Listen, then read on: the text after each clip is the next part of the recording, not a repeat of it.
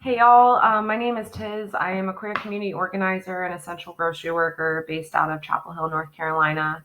And today I wanted to read from this book called Mutual Aid, Building Solidarity During This Crisis and the Next. And this book is written by someone who I admire quite a lot named Dean Spade. Dean Spade is an associate professor of Seattle University School of Law. Spade has spent over 2 decades working in social movements to end prisons, borders, poverty, and war, and to support people struggling to survive. So, pretty awesome human. All right. Part 1. What is mutual aid? Mutual aid is a collective coordination to meet each other's needs, usually from an awareness that the systems we have in place are not going to meet them. Those systems, in fact, have often created the crisis or are making things worse.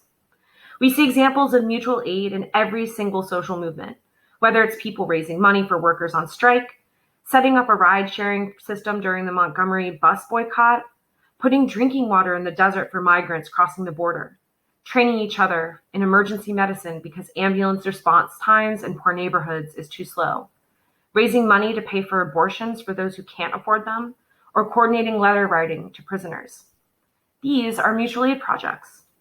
They directly meet people's survival needs and are based on a shared understanding that the conditions in which we are made to live are unjust. There's nothing new about mutual aid. People have been working together to survive for all of human history. But capitalism and colonialism created structures that have disrupted how people have historically connected with each other and shared everything they needed to survive. As people were forced into systems of wage labor and private property, and wealth became increasingly concentrated, our ways of caring for each other have become more and more tenuous. Today, many of us live in the most atomized society in human history, which makes our lives less secure and undermines our ability to organize together to change unjust conditions on a large scale. We are put in competition with each other for survival, and we are forced to rely on hostile systems, like healthcare systems designed around profit, not keeping people healthy, or food and transportation systems that pollute the earth and poison people, for the things we need. More and more people report that they have no one they can confide in when they are in trouble. That means many of us do not get help with mental health, drug abuse, family violence, or abuse until the police or courts are involved, which tends to escalate rather than resolve harm.